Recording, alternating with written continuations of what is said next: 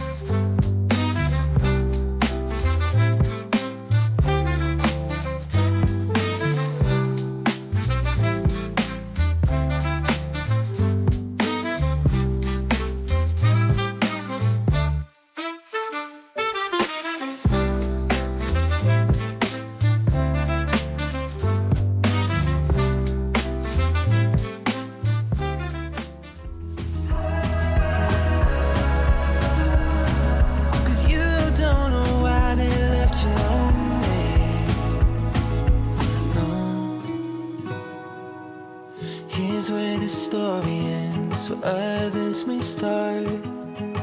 Moments together for a lifetime apart. And I wish I could explain it, but I guess I don't know anything about love, love, love, love. Some people don't believe it. I wanted to go for a swim right now. I just cannot go in because there's these stones everywhere and they're so glitchy, so I might fall into this. And it's not that deep in the beginning, it's very shallow, so it just goes to my knees and that's it. I have to go really deep in to be able to swim. And there's this old man next to me, like fishing. So cute.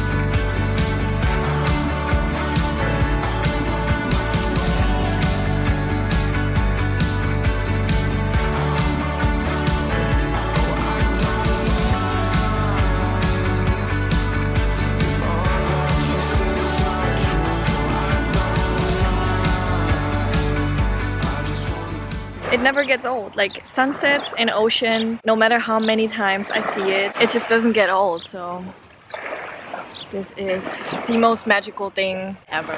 Look at my view right now.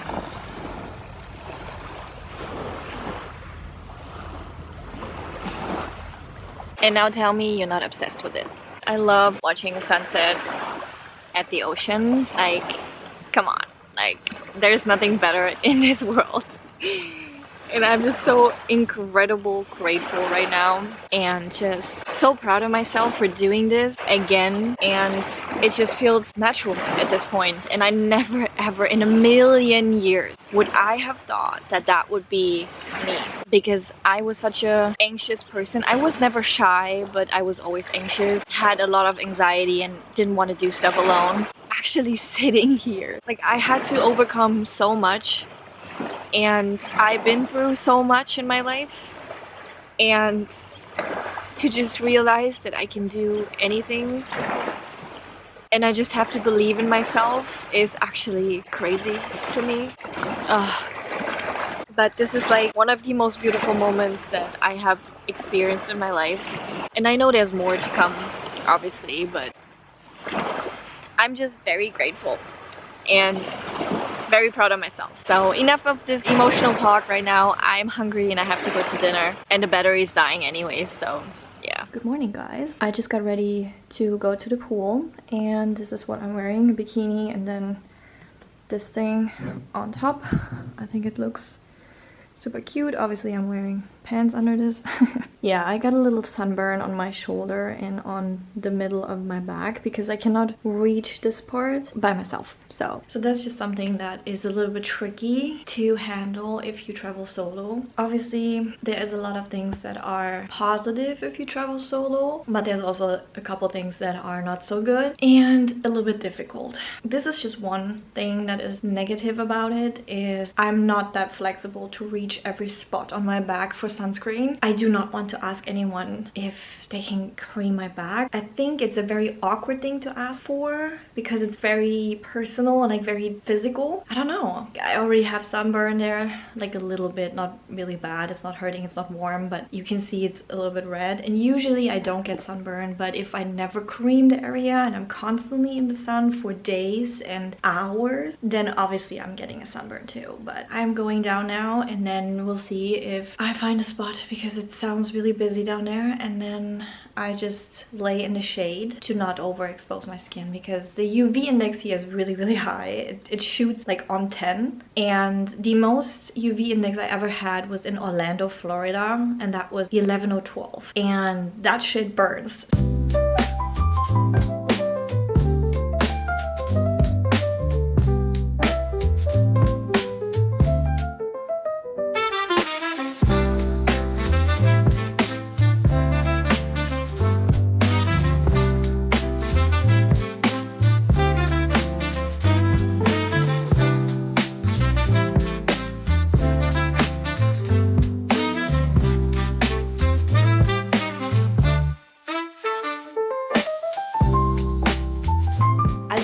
from dinner, and this time it was delicious. There's just one thing that really bothers me in this hotel, and that is also very different from all the other hotels I've ever been to. Usually if you go and eat dinner and also for breakfast, there's someone in the front of the restaurant and they ask for your hotel room and the name and how many people like you need for the table. Every single time I've been in vacation, this is usually the case because they want to make sure, first of all, that you are actually from the hotel, and second, it's just easier for them to place you. And I love that concept because it is just not awkward. Like I go in, I say like it's just for me, and then they're like, oh okay, like go with Stella, she knows where to sit you. And then the lady comes, and then or the guy, whoever, and then they bring you to your table, so they make sure you have a place to sit. End of story. And then you can just go and take your buffet stuff, you know. I love that concept, but this hotel has none of it, like actually none of it. So the first time I was here was the most awkwardest moment I ever experienced in this kind of situation, and it was my first time. I didn't know how to do it, what to do, what to expect, so I just went in it. I looked for the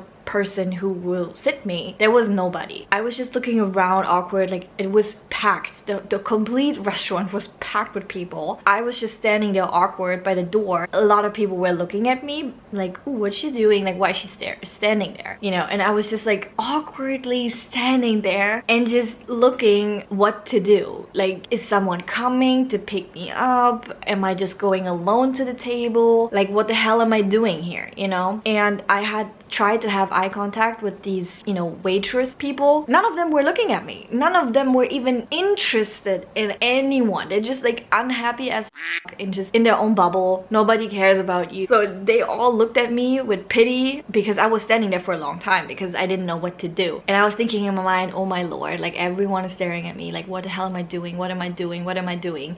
And I got super nervous because I didn't know what to do. And I hate that feeling of not knowing what to do, what to say. And especially if there's like a lot of witnesses, like a lot of people looking at me in that moment and I'm just standing there awkwardly, I hate that feeling. I just snapped out of this negative mindset and just went straight to one of the waitresses that I just saw. I just go up to her and then I ask her like, hey, it's my first time, excuse me, can you tell me what I have to do? Like, do you guys sit me? Do you have a space for me? Basically, she just looked at me and she's like, yeah, you can sit wherever you want. So where can I sit? Like, where? Like, it's packed here, so what am I doing? And then she's like, are you okay with this table? And she pointed like super far away and I was like, yeah, of course, like I take everything. And then she's like, okay, then just take a seat and someone comes and like decorates the table and then brings you something to drink and then you can go and get buffet. And I was like, okay, thank you. That was the most awkwardest 5 minutes of my life. I didn't appreciate that at all. I felt very uncomfortable. But damn, like these kids here, like there's mostly young people working here and they're all very unhappy. And it just makes me sad because I'm the only person who is alone here. I do so much work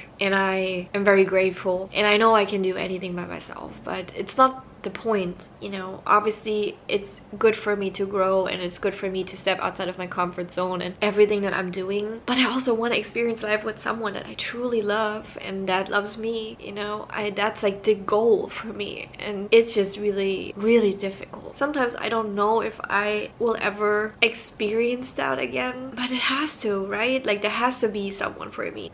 I don't know, it's very emotional and it's late, so we should not talk about this topic. But anyways, I will just rest now and shower and then get ready for bed, and then tomorrow is a new day, new me. I see you guys tomorrow. Good night. Mwah. Ready to go to the city again, to Kos Town, Old Town, and it's a little bit cooler and I just cannot handle that heat. It's way too hot for me, it's way too much, and I also got like a sunburn, if you can really tell, but yeah, you can. Like, this is like a whole sunburn area. The first time I was in the city, walked there, and keep in mind it's 45 minutes from my hotel to the Old Town. You can take the bus, but the bus is not on point at all, and I didn't know that buses were driving. I thought, I'm good with walking, I'm always walking places, so it should be no problem. But I totally forget that the UV index is a completely different thing here. But because I was walking there and I thought I can handle that, it was just too much sun. It was way too much, and then I had to go back the way again, so 45 minutes to the place, walking around in Kos City, seeing all the spots that I wanted to see, and then going 45 minutes back. And that was way too much, so I got like a nice shoulder sunburn. And there's one store I really want to see. It's called Sunshine Store. I really want to go there because you can get unique pieces, like handmade stuff. It's very cute, and I want to support local businesses, and I just want a cute chain. I just want the memory for this trip. So I really hope that his store is still open and that I can get something from him. Yeah, but we'll see.